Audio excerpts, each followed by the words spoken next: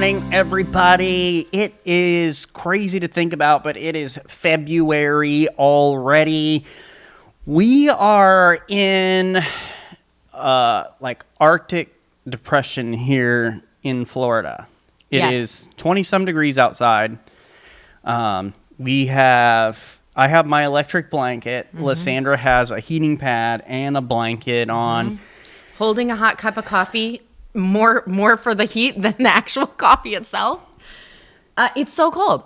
This is what is in my head. This is how I feel, is the little frozen blue emoji with the icicle and chattery teeth. Freezing emoji. That is how I feel. That's how I felt for 2 full days, 48 hours. It's been rough. Yeah. And our heater can't keep up with it at the house. No, we're waiting. The sun has come out, but waiting for the temperature to rise a little bit so that our heater can do its job. Yes. So it's just freezing in here. And I was working today in a vacant house, and the heat wasn't on. So I'm painting, and my fingertips are just frozen. I'm literally painting with 3 sweatshirts on and just chattering. Yeah. It's it's rough, you guys. We're struggling. So I'm checking the temperature inside on my phone right now. It is 58 degrees upstairs where the thermostat is, which is the warmest part of the house. Yes. So it's colder than that here. It's usually 10 degrees colder down here, in my opinion, if I had to guess. Yeah. But we have warmth in our heart. Yes, mostly for you and for one another. Yes. We had a great week last week. We went and took Abigail to Savannah to take her senior pictures. It's her senior trip. It was 30 degrees one of the days we were outside taking pictures with her. Yes, and this poor girl, she's wearing a sundress and open-toed sandals. Trying to get very cute. And we got great pictures, but it's she's trying to smile and pretend it's so beautiful outside and get great pictures when it's it's so cold. I'm trying to take the photos, and my hands are shaking, and Lysandra's worried, all the pictures are going to be blurry because I'm the camera's literally like this. I'm there's no way these are going to turn out. And they did. They did. The Lord turned is out good. Great. You'll see them on our social media pretty soon here. But went to a couple nice restaurants, went and saw a movie. We went and saw Mercy, which was kind of an interesting movie. It was a if good you've not movie. seen that. But it was pretty good. Just had a good time, getting away with just one of our daughters. We've got 4 of them. So extended time with just one of them is a rare thing. And that's it's special. Part of the routine that we've built into our lives, those special milestones, having those times with just our daughters by themselves a few times is something that's neat. I'd love to hear about what you do, especially if you have multiple children, about getting alone time with them. What are the special times that you have set up? Milestones or whatever else that it's just you and that one specific child. So we'd love to hear about that, and we'd love it to warm up a little bit. We also went away for Lysandra's birthday. We did. It was great. Yep. Thomas took me on a surprise trip. I didn't actually even know where we were going. It was just an hour and 45 minutes south of here. Yeah. And just to get away. I have this issue where if I'm in town, I'm working. I can't not work. So for Thomas to get me to spend time with him, Chill out and relax. he has to take me out of town. It's a problem. But it was lovely. He treated me like a princess for my birthday. Yep. It was special. So that we left Thursday afternoon, got back Saturday afternoon. On the way home, Saturday was her birthday. The way home, we stopped at our favorite Thai place in Vieira, Florida. Taihana. Taihana, yeah, that's the name of the place. Great food. If you're ever in the area, or anywhere near the area, it's worth the drive if you like Thai food.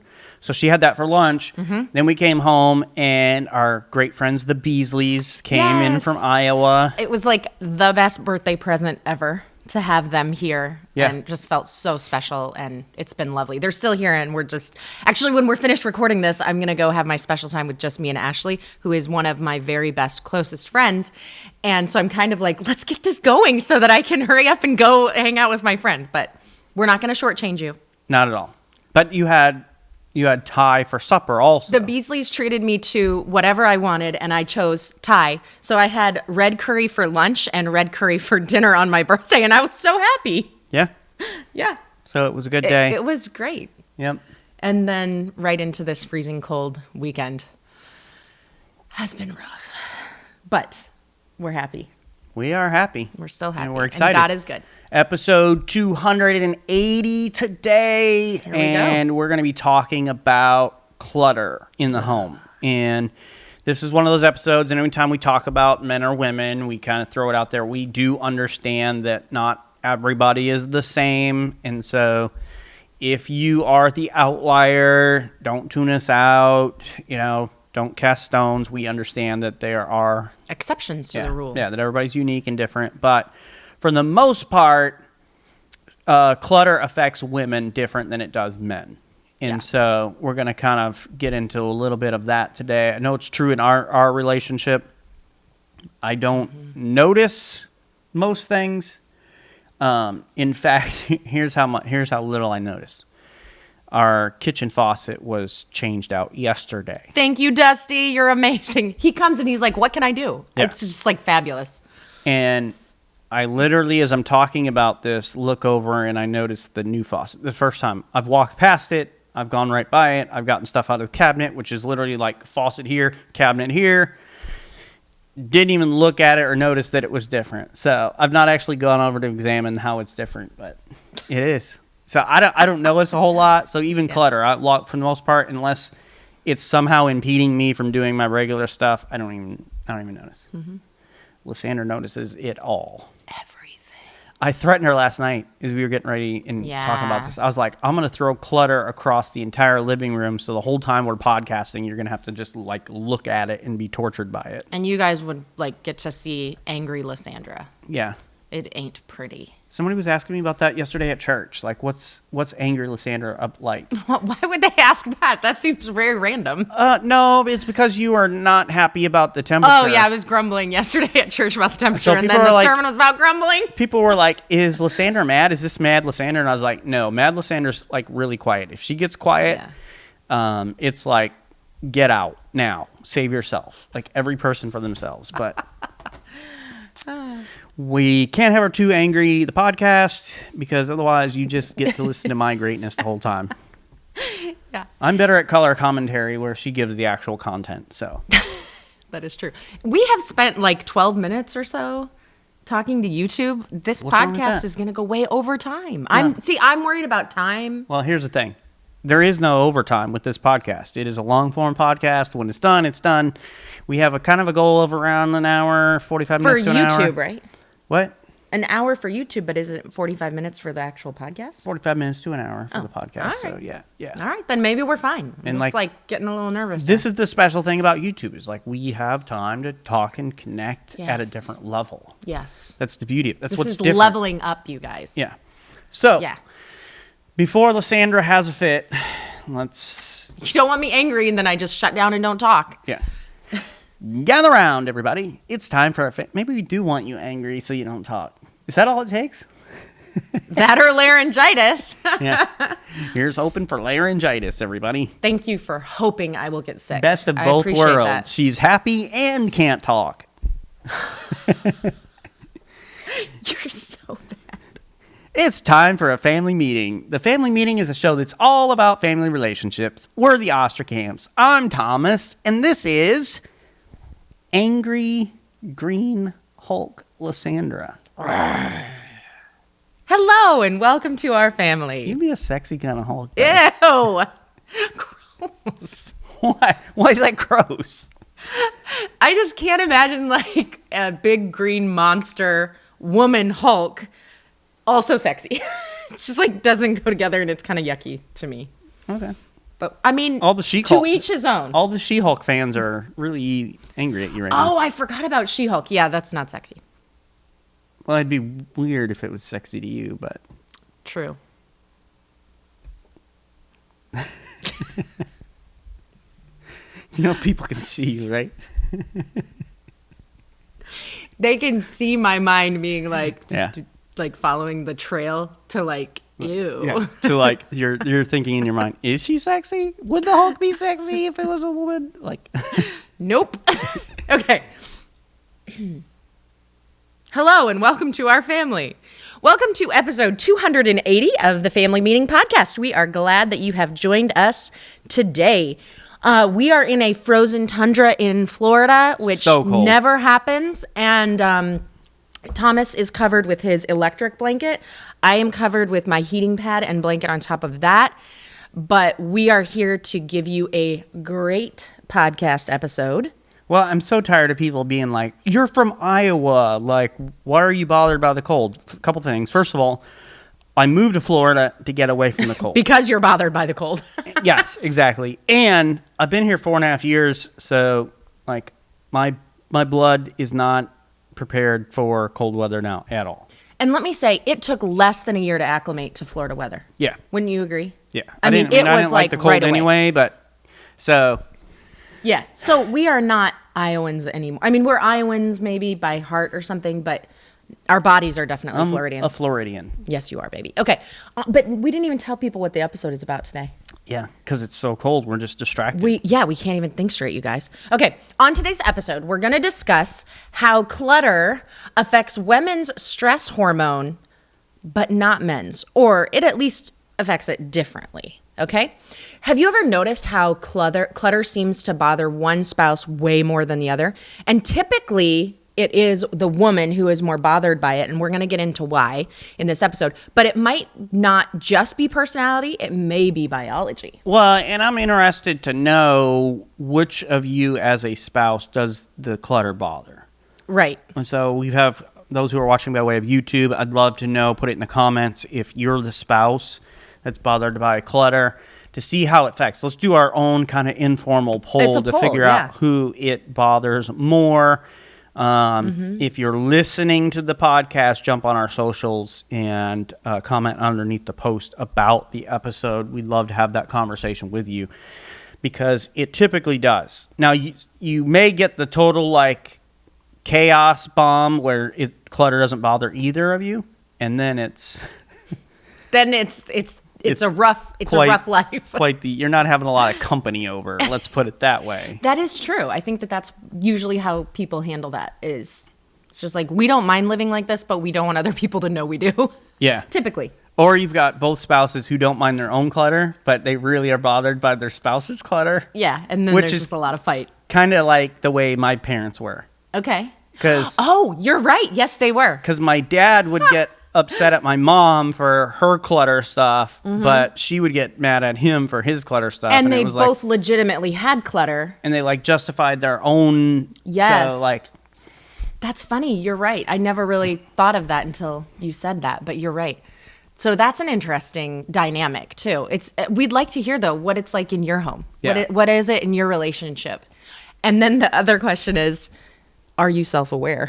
Because how often are people like, well, I hate clutter and I don't have any. And then you're like, yeah, you do.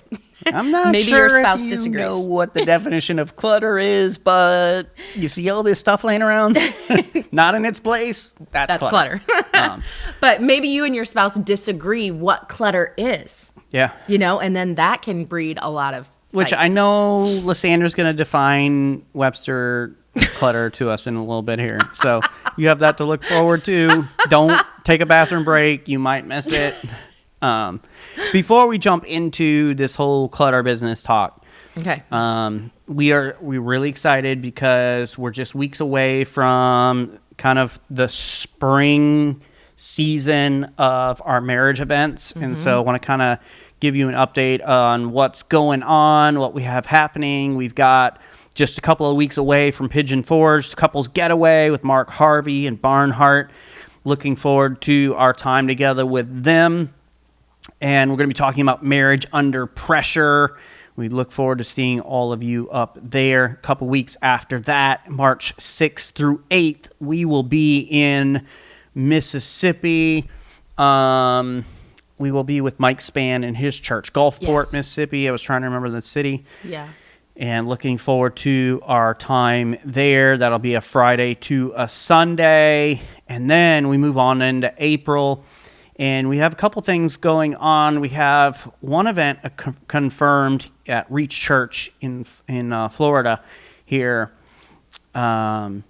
and doing a marriage conference for them on a Friday and a Saturday, which is going to be a great event. If you're in Florida down here, we'd love to have you be a part of that as well.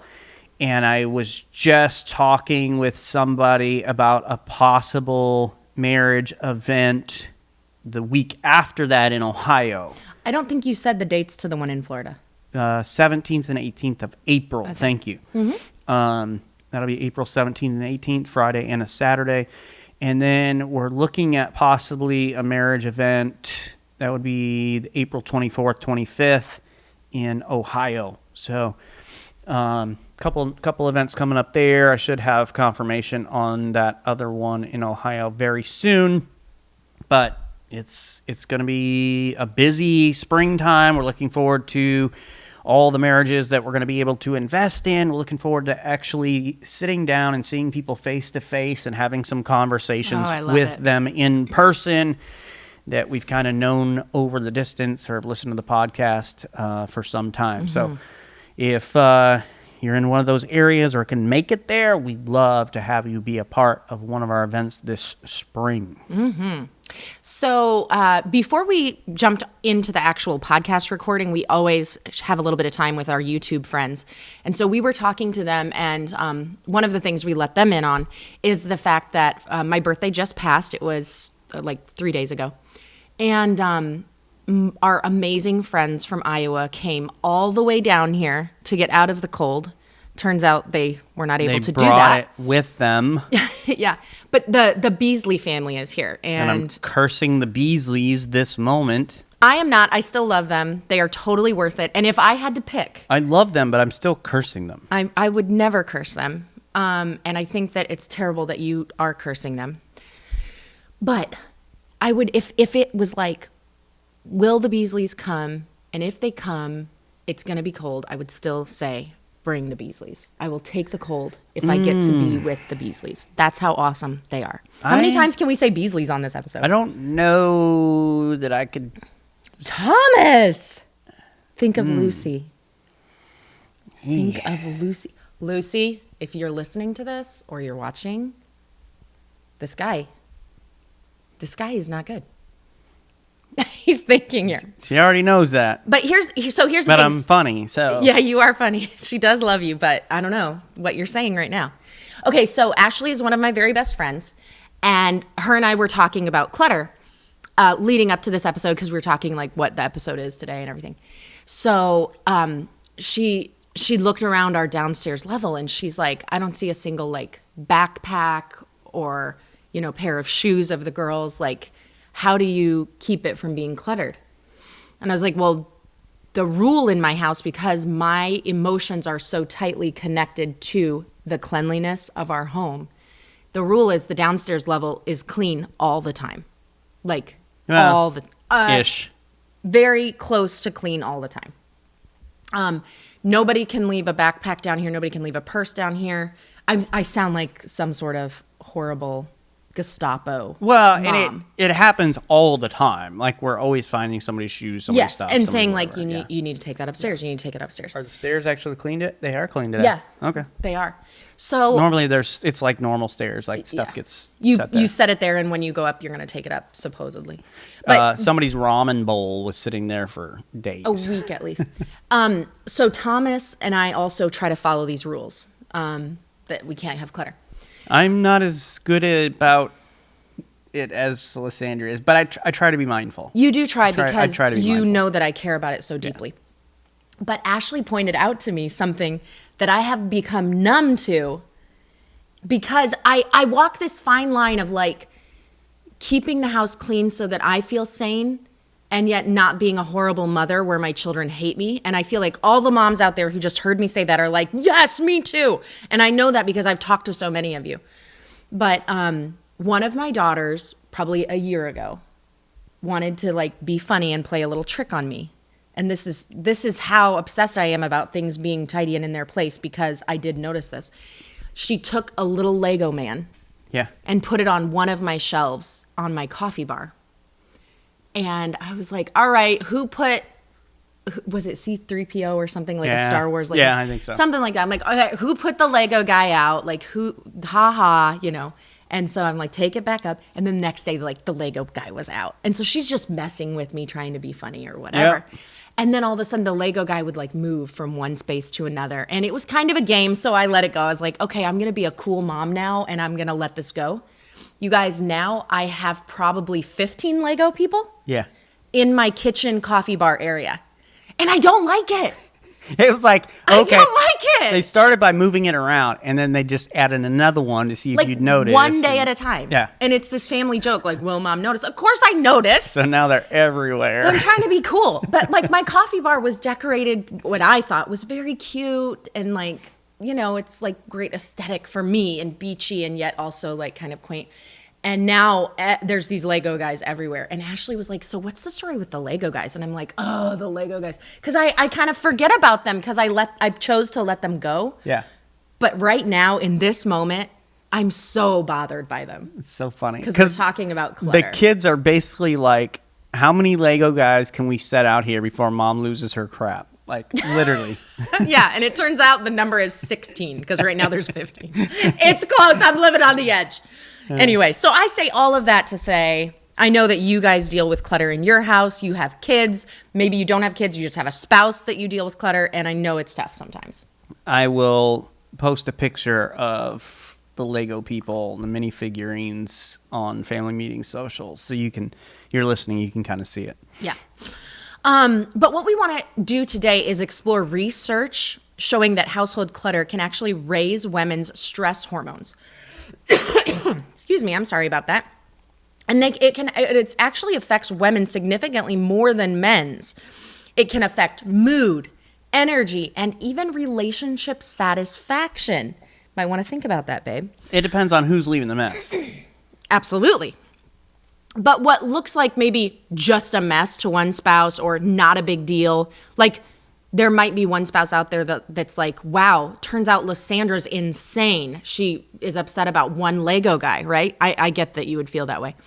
And then to me, or maybe to your spouse, one Lego person is it's like a rock in your shoe. Yeah. And you're walking and you have the rock in your shoe and you're like, I'm trying to ignore it. I'm trying to just keep going.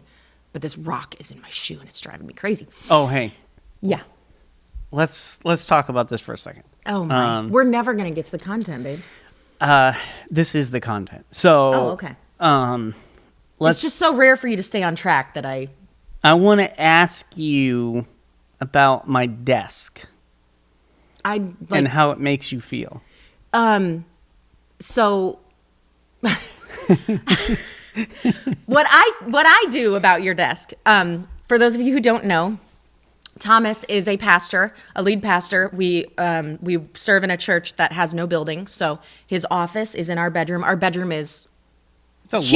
It's a large master bedroom. Ridiculously huge. Like there's no need for any master bedroom to be as big as ours is, which is great for your office. So he has a corner that is his office, and it is the most disgusting hot mess ever. It's organized chaos.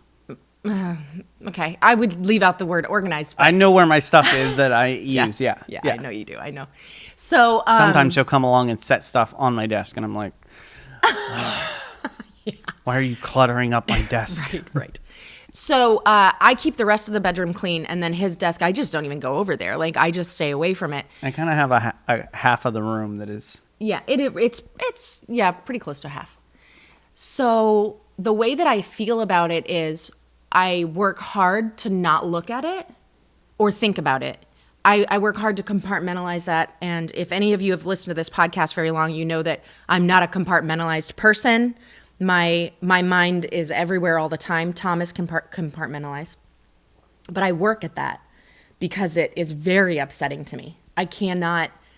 Right now, I'm thinking about your desk and I feel uncomfortable. Is your blood pressure rising? My blood pressure is definitely rising. My heartbeat is rising. It is upsetting me. And I'm actually thinking like, could I go and just clean it? How mad would he be? Would it be worth it? like how long would he be mad? Because I would feel good for a while. So yeah, that's how I feel about that. Okay. Thank you for asking. Yeah, now I'm all upset. It just came to my mind all of a sudden. Yeah, no, it bothers me. But here's the deal. The whole like keeping the downstairs level of our house clean, in order to do that and not and still like have my children be happy, like normal Ish. normal children, Happy-ish. happy-ish kids, the upstairs level is very lived in. So like the Legos are out, the sewing machine and all the fabric is out. What else is out? Like art supplies, jewelry supplies, nails, fingernail, nail polish and everything. So there's a bunch of stuff out upstairs because I want my kids to be able to live. And then I don't even go into my kids' rooms hardly ever.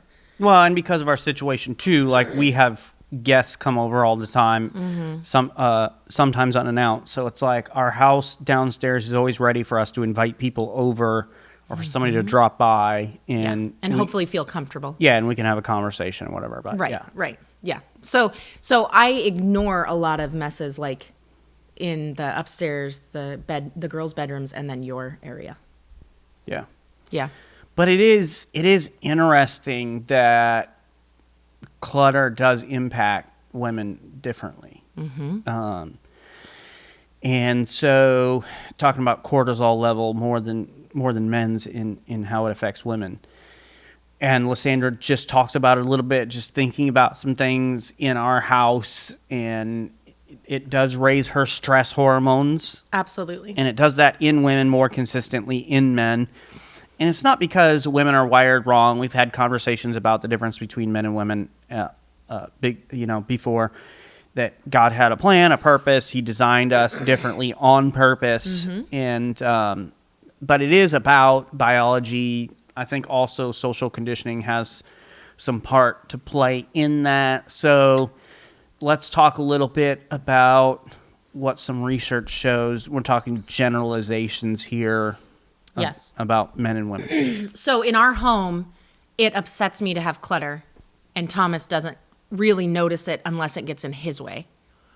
But the home that I grew up in, my dad was very annoyed by clutter, and my mom didn't notice it. So right off the bat, we want to say that we understand that just because this is how it is in our house, it might not be in yours. And there's outliers and there's exceptions to the rule. Yeah. And we're also going to talk about the fact that it's not just biology, but let's talk about typically what the research shows, okay? So typically for women, clutter is more strongly linked to elevated cortisol. Studies show that many women show higher baseline cortisol in cluttered homes. Less cortisol recovery over the day when clutter is persistent. It shows stronger links between clutter, fatigue, and depressed mood.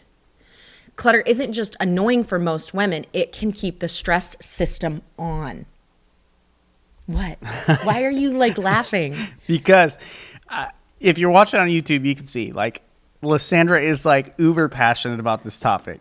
I am. Yes, I'm like literally like trying to keep her from pounding on a table. So instead, she's doing this. I'm pounding on my hand. She's pounding on her hand, like Stress, she's getting clutter, into like preaching mode here. So I'm just sitting here watching this, like cracking up about how passionate you are about this topic. I am. Like some of our topics that we talk about, it's just like she's laid back and she's chill. But with this one, she is like coming in hot. I am. Full force. With how cold it is, this topic is keeping me warm. Exactly. Yeah. So I was cracking up about that. But I was like, why are you about to laugh? Everything I said was not funny. I know, but it's just funny that you're really into this topic. There are some women out there who are into this topic as much as I am. Oh, I know. There's men that are into this topic. I just thought it was funny, true. the difference between you and I don't... Literally, this might be the most passionate I've seen you on an episode. Like, and we've covered a lot of topics, but you are really into this thing. So, I appreciate the passion. Okay, thanks. But I find it amusing. And one of the things is like, I'm not passionate about this topic. You couldn't hardly care less. Yeah. So it's just interesting. But so we're like, for us, this is typical. Like what we're talking about is a typical response between men and women. So like for men, the stress response is more variable. Men on average show less consistent cortisol elevation from clutter alone. Now, obviously, it could be clutter plus a number of other factors that are involved. And obviously, the more factors that are involved, the more stress is gonna raise and all that. But men are more likely to report stress tied to work performance. So for me, like I work in organized chaos. So I have basically the stuff that I use on a regular basis that is laying on my desk, and you would look at it and you would say, this is chaos. Yes, I do. But I know where the stuff that I use is. I know you do. Regularly. So if Lysandra comes in, and this has happened before, where she's trying to help. There's quotation marks. She's trying to help. So she'll like clean things up and move it around and do her organizing, what she thinks is organizing. And for most people, they would look at it as organizing. To me, it's you move my stuff. Now I don't know where it is, and I've got to look for it. And for me, that's stressful. That's the stressful thing. But for men, it's tied to work performance, finances, or time pressure than home environment. So those three factors typically far exceed what the home environment is like. They may experience irritation rather than sustained hormonal stress. So it's like you see the clutter and it may cause some problems or be a little inconvenient depending on what the situation is. And so you're kind of irritated by it, but not necessarily stressed out because of the clutter. And it probably passes more quickly, and you're able to compartmentalize more than typically women would be able to. Exactly. So I'm focused in on this thing or that thing, and so I don't even notice some of the clutter that's happening unless the clutter gets into the compartment where I'm focused. Yes, and prevents you from doing the thing you're trying to do. Or slows me down from doing that thing. So it's just kind of interesting the way that generally it does impact us. But here is as far as stress. So if you fall into these typical categories, you're not the exception to the rule. This is you in your relationship where your wife is, I'm talking to the men, where your wife is obsessed about having cleanliness and no clutter and nothing laying around, and you don't even notice it or don't care, and it doesn't stress you out. Here's what you have to understand. When your wife is stressed out by the clutter, it's going to affect you. Oh, yeah. It's going to affect your relationship, because then all of a sudden when you're interacting with your wife, you're like, why are you so upset? What's wrong with you? And then you're stressed. Oh, yeah. Because the relationship now has a problem. Well, and like I have started to notice when there's dishes left in the sink when I get up and get ready to go to the gym in the morning.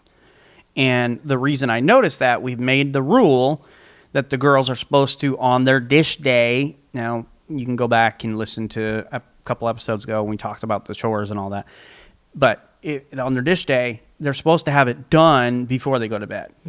And so now when I get up and I pull my little shaker bottle out of the thing and make my drink to head to the gym, if there's dishes in there, I've started to notice. And I notice because it does really bother Lysandra. Yes, it does. And so we've established that rule to kind of help with that situation and make sure dishes don't pile up. But I have started to notice that. Yes. Or I didn't notice before. Yeah. It's weird when you notice it. Yeah. Because it does happen more often now. Okay, so why is this different for men and women, besides kind of maybe the obvious things? We're going to go through this. We'll try to go kind of quickly through this because we want to get to some practical help for you as well. But one of the things that makes the difference for the response to clutter is mental load and vigilance, okay? So many women are socially conditioned and often expected to track what needs cleaning. So this is not biological. This is not like women care about women because of their gender care about clutter, and men because of their gender do not care about clutter. That's not what this is. What this is that typically women are expected to keep the house clean. Like even in this day and age that we live in, where women work full time and women can be the main breadwinner and men can be stay-at-home dads, and all of this is fully and completely socially acceptable. For some reason, it is still the woman's job in general to keep the house clean. Well, and you are the main breadwinner in our house. which I'm totally okay with. Doesn't I bother me at all. know. But some men would not want to have to say that. But I was cracking up because as I was scrolling social media, and I did post this in the family meeting community group because I just thought it was so funny. An old ad for Battleship. Oh, that was so funny. And it said like basically like fun for the whole family. Yes. And it's a picture of a father and son playing Battleship. And then in the background, the wife and the daughter are in doing dishes, kind of looking at the guys playing and smiling. I was just like cracking up. Like that was the ad. That was like, that was the literal ad. And that was the reality. Yeah, it was like women are in the kitchen and you handle all that kind of stuff and the cleaning and the housework and all that, the cooking. And you know, the guys just kind of did their own thing. Had so this fun. is like The boys had fun. yeah, but Not just did their own thing, but had fun. But doing dishes was fun. Yeah. For the Oh yeah, the girl and the mom on that box like looked so happy. It's funny. It's like washing those we're dishes. happy here washing dishes, watching you boys play Battleship. Yeah, and I'm like, yeah. Washing dishes is so much fun. Yeah, but that's the way our society has been for a long Years time. and years and years. So it's like this thing that has just kind of been pressed upon them. So you're right. That is a factor. It is a factor. So, but because women are expected to track what needs cleaning and keep the house clean, that's going to make them notice disorder. They have to anticipate guests, mess, or judgment from those guests. Whoever may drop by, am I going to be judged by these people? Or nowadays, it doesn't even have to do with people coming by. It's about anybody in the family posting a picture on social media Or a video. What does my house look like? Yeah. And I feel this pressure because like the kids will post a picture and I'm like, wait. You know, or something. I like want to clear up all this area before like make sure the throw pillows are on the couch properly. And right now, by the way, they are not. Mad chaos in here. It's terrible That has with the to be throw pillows. bothering you. It is. But it's because we had guests late last night. We were all comfortable and enjoying this space, and then we all just went to bed, and that's okay. But yeah, it is bothering me. I don't know what was I saying. But about for social media's sake, like Yes, social media. There's a part of me that like wants the house to look good if we take a picture or a video to make sure that like I'm not judged by other women who will see this. And yesterday, the girls, we celebrated as a family my birthday, and so the girls made me this beautiful salad for lunch, and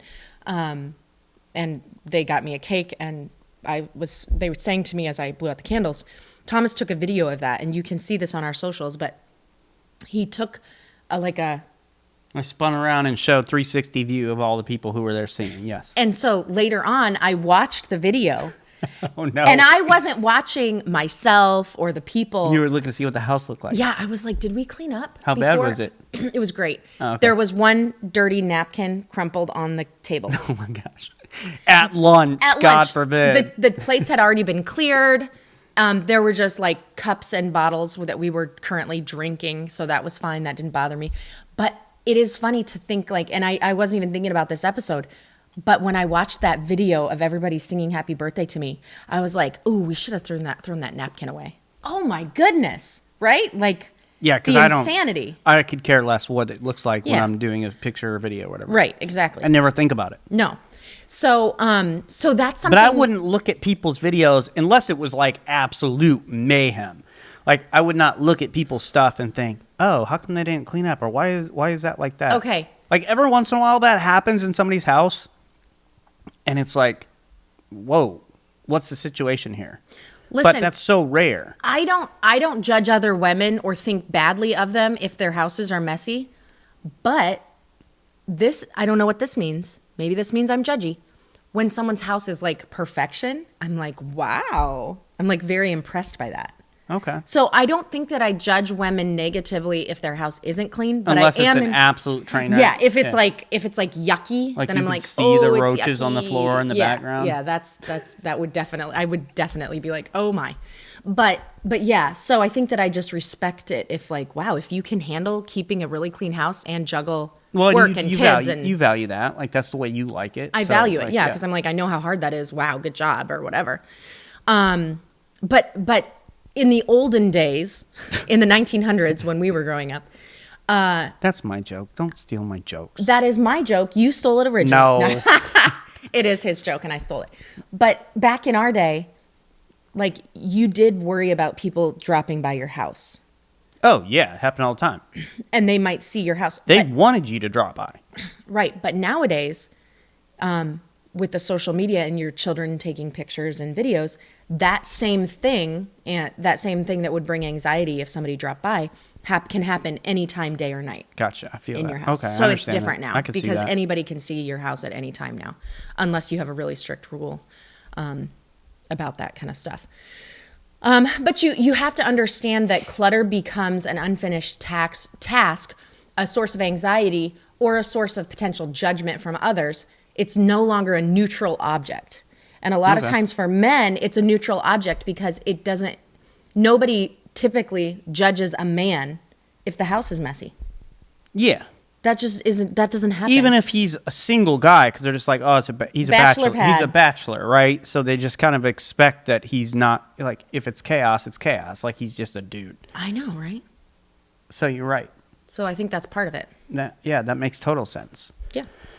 I think identity and responsibility signals has a little bit to do with it as well. For many women, clutter unconsciously signals I'm failing at keeping things together. Yes. So like Lysandra was saying about not necessarily noticing what's in the background unless it's like, oh, this is like showroom, like clean, everything's in order. And she has this thought of like, hey, that's great. Look at what she's able to do. But for many women, it's the exact opposite. Like they have this feeling that people will judge them and like they're failing at everything. They have thoughts like, I should be handling this. It also could come from the way that they were raised. And I think that there's a lot of women who have their own mother's voice in their head. Oh, sure. Telling them like, you're not good enough. Your house isn't good enough unless it's to this particular standard. So it could be passing down from generation to generation. And too. what do you think our daughters are going to hear your voice in their head saying? It is terrifying. I don't know. I hope that they don't. I hope that they don't have pressure, and I hope that they would never feel like, oh crap, my mom's coming over. I have to hurry up and clean up my house before my mom comes over. And I will do everything in my power when they have their own homes to only say positive things about their house, even if it's messy, because I don't want to put that on them. Yeah, well, and part of it is you're very aware of how you feel and how you may come across. And so being thoughtful about what you say and the encouragement you give, what you are able to let go makes a big difference as well. Yeah. But for a lot of women, they don't necessarily have that. It's like, watching Friends and seeing the way that Monica's mom talks to her about every little thing, about her hair and about who she's dating and about her house. And like, oh, we're having spaghetti. That's easy. Like, and so a lot of women had mothers like that because that was what was expected of them. And that was kind of the bar that was set for them. And so they've got these voices that are saying, like, I should be handling this, or others may judge me. And some of that comes from a place of reality where you've had your mother or your mother-in-law judge you for how you are taking care of her baby boy. You know what I mean? Oh, so, yeah. But that's the thing is having these thoughts kind of run through your mind, even unconsciously without realizing it. It means that your cortisol is amplified. And men, though, are less likely, on average, to tie clutter to personal adequacy. Like, I've never looked at my desk and thought, someone may look at me as inadequate at what I do because my desk is unorganized. Which that doesn't make sense to me because I would immediately think that if it were my desk. Yeah. But it's like, I know what I'm able to produce while I'm sitting at that desk. Yes. And I know the completed work and what it looks like and the value of it. And I'm like, my environment where I'm creating that has nothing to do with my performance or the end results. Right. So I've never once tied those two things together. Yeah. Whereas you tie them together constantly. Must be nice, babe. Must be nice. Yeah. But I think that part of that has to do with how you're raised, and you talked about that already. Yeah. and kind of the view of men and women. But I think a part of it has to do with the way our minds work also. And we've talked about this on a number of occasions, but it's like the way my desk is in one compartment. And yes, it is somehow tied to what I produce, but it's not the same for me. Yeah. Whereas you have all those things tied together. Yep, And so all one connected. runs into the other. And so this one means this because it's tied to this. Yes, yes. And then another thing to consider is there are sensory processing differences on average. Now, we always talk about the fact that it's not necessarily across the board. Yeah. So we understand this could be different. But there is evidence that suggests that women are more sensitive to visual complexity. So that they would experience clutter as like cognitive overload. And I definitely do. It's not just a visual mess. It like affects their mind and what they can really think about. And the overload taxes their nervous system and then therefore increases that stress hormone. Yeah. But it is interesting that socialization, not biology alone, is impacted by this. Right. So it's not necessarily a man or a woman thing. And the difference isn't just hormonal. It's often contextual. That plays a part in it as well, because you do have men who have taken on the primary household management, and we know some great men who have taken on this role for a variety of reasons. And we're not one that say your house has to look a certain way as far as roles and responsibilities. But for those men who have taken on that role, whether it's household management, caregiving, all of that, their stress response to clutter increases too. Yeah. Right, because for a man, like if this is my job, and if you've taken on that primary household management and caregiver role, like that has become your job. And so your satisfaction and your self-worth is tied into how well you're performing at your job. And so if we don't feel like we're performing well at our job, and that could be anything. It could be a mechanic. It could be a CEO of a company. It could be a man who's taking care of his house, the cleaning, the cooking, the taking care of the kids. If we feel like we're not doing that well, then that plays into our identity, that plays into the stress. And so if your job is taking care of the house and it's cluttered, that does reflect poorly on how we as men view ourselves. So it's not just a man-woman thing, not just a biology thing. Part of it has to play with this is my primary responsibility as well. Right, right.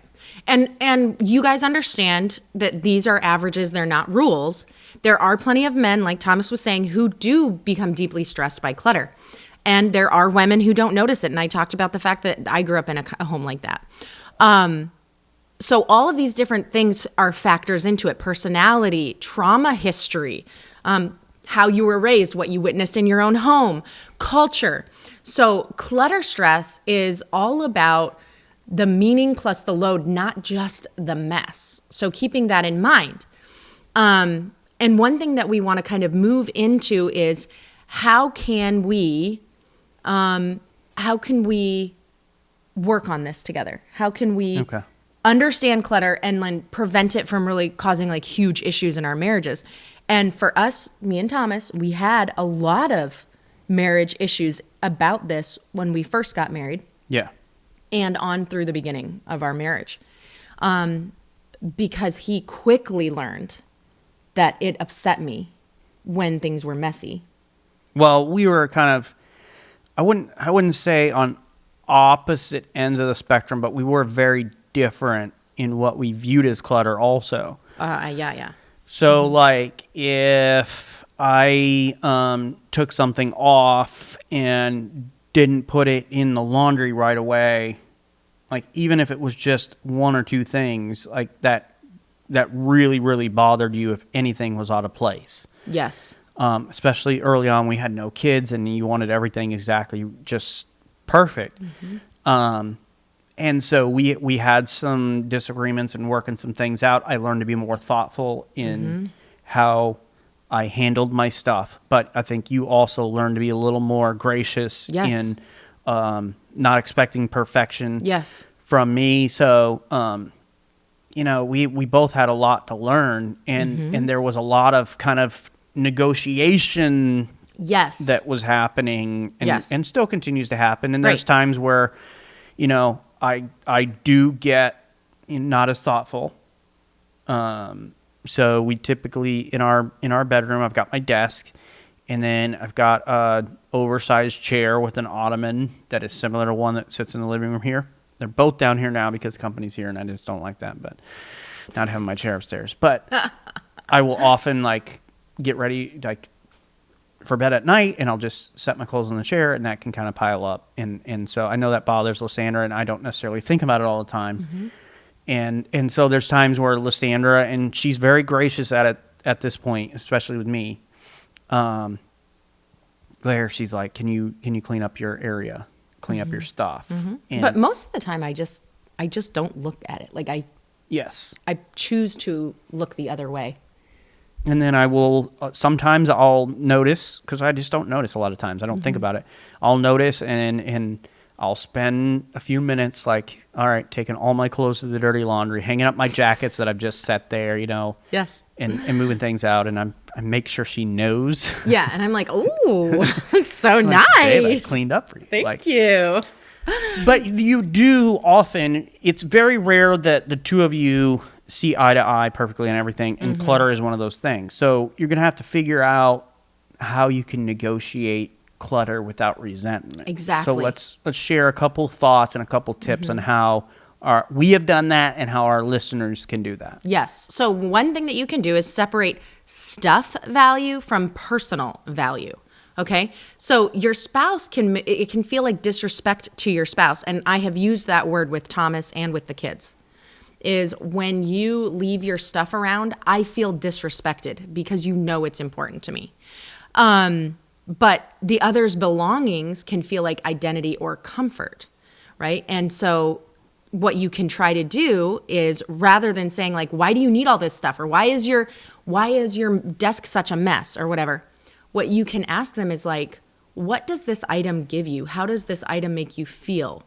And so what you're doing is you're talking about meaning before discussing the storage and the limits, and you're not just acting like everything that's important to you is trash. Because it's funny, when we got married, I came into the marriage with stuff from my childhood in a tub that was the little outfit that I wore when I was in a beauty pageant when I was 7 years old. The dress I wore in my aunt's wedding. Yeah. Stuff like that had such sentimental value to me, and it still does. I still have that tub. Thomas came into the marriage with a tub of old comic books. Yeah. And I how many times every time we moved, I think I was like, "Can we throw these away?" I'm like, He's like, "No. No, you can't throw that away." He never once asked me to throw away the little outfits that were meaningful to me. No. But I saw these comic books it's trash. It's it would be like keeping old newspapers in my mind, but Yeah. it had value to Thomas, right? So you still have that drawer or tub of comic books. Well, and you make a good point about the personal value thing, and what does this item give you? Because depending on what somebody's been through, it's not necessarily about the stuff, but it's about feeling like they're in control. So if you have somebody who has grown up with nothing and has had to work to survive to get a meal and figure out where their next meal is going to come from, or they've suffered from abuse or gone through a horrible relationship where everything's been taken away from them. Yes. Gathering stuff, and you see this sometimes with hoarders where it's it's about control. Yes. They have that control. And so you make up a great point about understanding what the value is in the things themselves. Right. Yeah. So before you go to negotiate, can you throw this away, or can you take this and bury it, in the bottom of the garage in a tub? Or you just throw it out without talking to them about it, behind their back. Please don't do that. Please don't do that to your spouse. Find out the value. Seek to understand where this is coming from. And in having those conversations, they may learn something about themselves, because there are so many times we don't know why it means something to us, but it just does. Okay, so let's talk about it. Why does this mean something to you? And then you can, trace it back to the origin of why this thing is so important to them. And remember that what's important to your spouse should have value to you as well. You can't probably ever have the same value and an equal value, but like Thomas cares about things being clean because I care about things being clean. Yeah. And he will never care as much as me, but No. he tries to care because he cares about me. Yeah. So thinking about that in the reverse as well. Well, and if you are married to somebody who kind of has taken the clutter thing to a hoarder situation, like no one gets to that point without an underlying reason behind it. And so Yes. having some conversations about that, it may be a situation where they need some therapy or they need some counseling to get down to the root of why, but don't just like attack them because they have all this stuff or start throwing their stuff out, because emotionally and mentally you may do a lot more damage in the long run. So I know Absolutely. that some of you are living in situations like that where one or both of you are dealing with that. Always understand there's a reason how that person and why that person got to that point. And so there's a lot that needs to be unpacked with that. Absolutely. And this is something that I tell my girls all the time. And Thomas, you'll recognize this. People are more important than things. People are more important than things. But here's the deal. There is truth in that, but there's truth that comes from both directions. Okay? Yeah. So people are more important than things. That means that the way that your spouse feels when things are cluttered is more important than the stuff that makes them feel that way. Yeah. And the reverse is also true. Your spouse is attached deeply to the stuff that you view as clutter. And your spouse should be more important to you than those things. When we both come at it from that perspective, That's good. Yeah. we can find the balance. We can find the mutual understanding because we realize that people are more important than things. Yeah. So obviously, if it's a move to hoarder situation, that's something very unique. That's not really what we're dealing with here, but thought we should just touch on it while we're here. So we're talking about kind of tactics for negotiating the clutter situation in your home. Second thing is to agree on clear, neutral boundaries. So instead of arguing like item by item, which, could cause a lot of issues and a lot of problems, right? So if it's like she's arguing about this comic book versus that comic book, and I'm arguing about this dress when you were 7 versus this one when you were 11, like it's going to cause a lot of problems. Waste a lot of time. Instead, what you can do is set container-based limits. This is such a great idea. Yeah. So it's like you're not going item by item, but hey, let's be reasonable about the situation and agree on what's something reasonable for both of us that we can both work with. And that means give and take for both, right? So if you tend to gather more stuff than your spouse, that means, all right, I'm going to get rid of a few things that maybe I wouldn't want to. Or if you're the one that you don't really see the value in having a lot of things, it means you're going to kind of give your spouse more grace and allow them to gather more things than maybe what you would like. But we're negotiating. It may be one bookshelf, one drawer, one bin per category. All right? Yeah. So the rule becomes about space, not judgment. I'm not judging you about what you're keeping or why you're keeping it. It's like, okay, this is the amount of space, and we're going to even out the space that we both get. And it's agreed upon. So, like, let's take our closet, for instance. Let's not talk about that. No, we're going to talk about it. So we have agreed that Lysandra gets most of the closet. I probably have 3/4 of the closet. And I'm okay with that. Right. Like, that's, but for some, it may not work that way. It may be like, all right, you get half the closet, I get half the closet. And we're going to kind of agree upon what is right for both of us. I don't need as much of the closet. I don't have as much hanging clothes and the things that Lysandra has or needs or uses on a regular basis. And so, but that's what we've agreed upon. You've got to figure out, okay, what works best for you and your situation. But it becomes about space. I'm not judging you based upon what you're collecting, why you're holding on to it, why is that sentimental. And so each partner gets autonomy within the agreed upon boundaries, which prevents a lot of simmering resentment over the specifics of what you're holding on to, what you're not, what you're collecting, what you're not throwing away. Yeah, I love that one. I love that. And what's cool about that is you could even say, you know, the spouse that has more stuff. You could say, okay, like you keep 2 bins, I'm going to keep 1. We can each decide how we fill that. And I just think that that's such a great idea. This is another one that really goes into how you have any conflict in your marriage. And that is schedule the conversations rather than springing it on the other. Yeah. And we talk about this every time we talk about conflict resolution. We always talk about the timing of the conversation.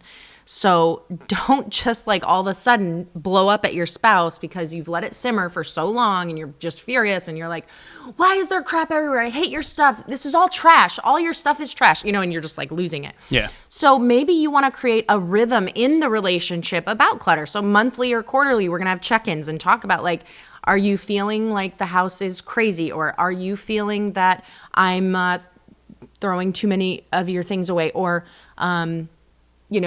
obsessive about it, or I've moved too many of your things or whatever. And so you're talking about it from both directions because both spouse can cause offense towards the other if they are not being mindful of how the other feels about stuff. So, you got to realize that when you have clutter conversations and they become predictable and contained, then they're not leaking into your daily life. And maybe that's where you are right now, is that like they're leaking into your daily life. Like every day, one of you is having a blow up about the stuff, or one of you is having a blow up about the fact that you can't have stuff or whatever. So. Yeah. Which is, it's such wise advice. I mean, that's good practical advice for the different areas of your life, whether you're talking about finances or whatever. And whatever the hot button issue is. Same is true here when you're talking about, the stuff in your house. And it's just amazing. We talk about this all the time. How much stuff you just accumulate without even trying. Oh, yeah. It just happens, especially over time. The longer you've lived in your house, the more stuff you have. Yep. The more you collect without realizing it until you go to move it, and then you're like, oh, geez. Wow. So those are some practical ways to kind of negotiate the space. But let's talk a little bit about ways that couples can work together to create a calmer, more peaceful home. And I think a great place to start with this is to make it a shared vision. Mm-hmm. So that's good. It's not me against you, and it's not what I want versus what you want. It's what do we want together our home to be? Mm-hmm. Before you touch a single drawer or try to straighten up a single space, let's talk about why you're decluttering. Why are we doing this? Do you want less stress after work? Do you want easier mornings? Yes, and yes. Do you want more space to relax together? Yes. So you're framing it as, what kind of home do we want to come back to? Mm-hmm. Instead of, you have too much stuff. Yeah. And even if you come at it with, we have too much stuff, often that feels like a personal attack. I know you're saying we, but I know you mean me. So it's like, you're trying to figure out together, what is the shared vision of what we want our home to be? And when you're aligned on the outcome, the process feels cooperative, not personal. Right. So as you're working now to make the negotiations, it's like, okay, we're negotiating this way because this is what we want our home to be. And so therefore, I'm okay with just having one shelf in our kitchen that I can keep the stuff that I need to get ready for my workouts in the morning. Mm-hmm. And so you're gonna be more successful in the long run if you can get on the same page about what you want it to be. Yep, absolutely. Yeah.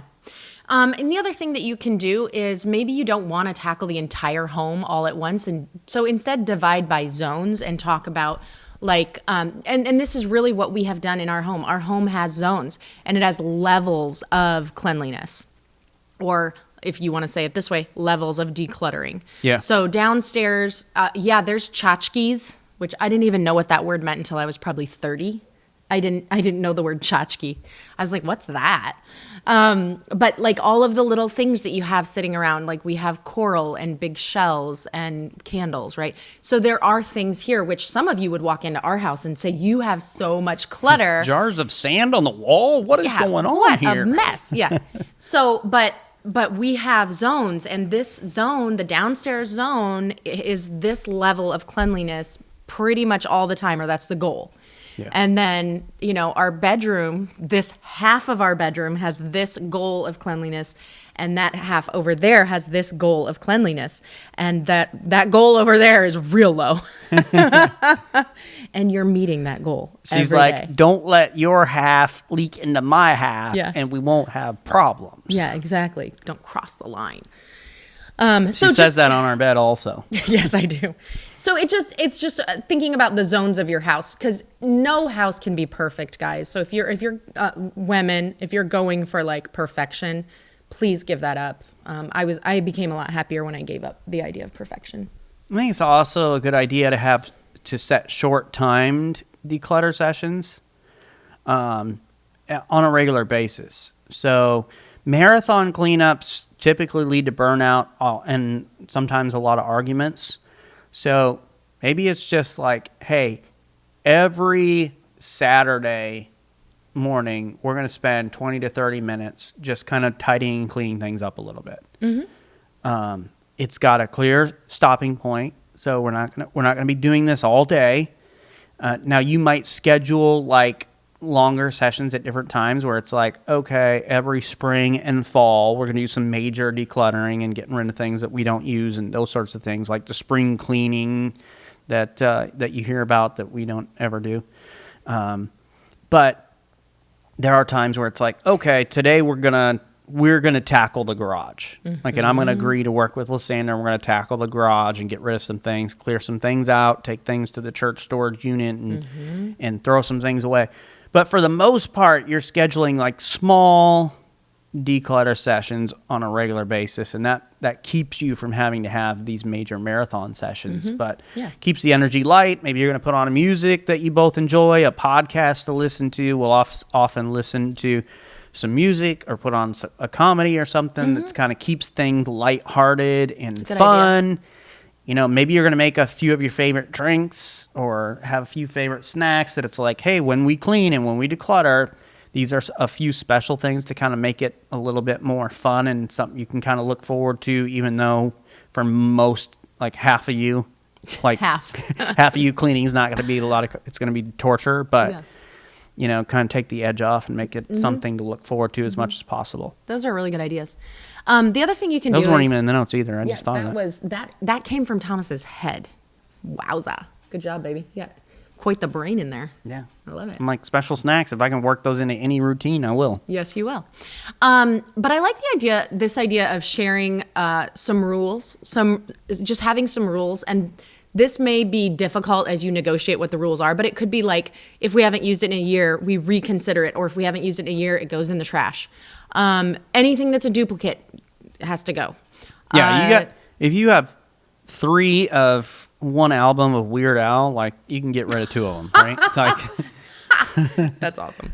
Okay. I do like Weird Al. I know, babe. No reason for that many of them.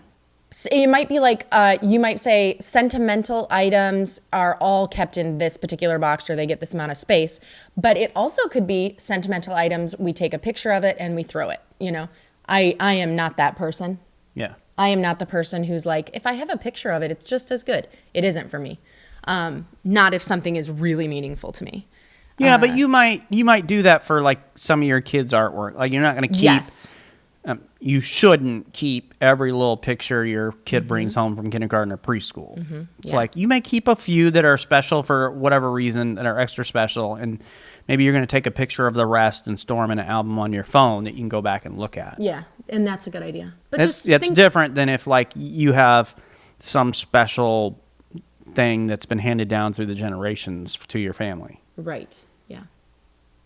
So, which is good. Have those shared rules, as Lysander mentioned, and then celebrate progress, like not perfection. Yeah. This is a good suggestion for every aspect of your life. So don't wait until the house is Pinterest perfect, because it's not going to be. And if you get it there, it's not going to stay there long. So then, you're unhappy the moment like it's not that way anymore. If you have a cleared countertop, right? Celebrate that. Like, he takes all of his clothes off of the chair next to the bed and puts them in the laundry basket. Throw him a party. Yeah. Maybe you have one calmer room. Just kidding. Don't throw me a party ever. Yeah, I wouldn't. One calmer room. You have fewer piles. Not because you put the piles together and made one big pile that you got rid of. You got rid of. It's like, hey, they said fewer piles. I got all the piles in one pile to celebrate. It's one giant pile. Like, no, you got rid of a couple piles, right? Just pause and notice the difference and acknowledge each other's effort. Yes, and that's I think so that's good. important on both ends. It's like, acknowledge your spouse that has been gracious with you, and Lysandra's very gracious with me, and I appreciate that. Acknowledge them for that, but it's also important to acknowledge the progress and the steps that your spouse takes. Like, if you see them taking and working to take steps to have less clutter, to clean things up, and they're doing it, it's because they love you and they want to make it a nice place for you also. Make sure you notice that. Yeah.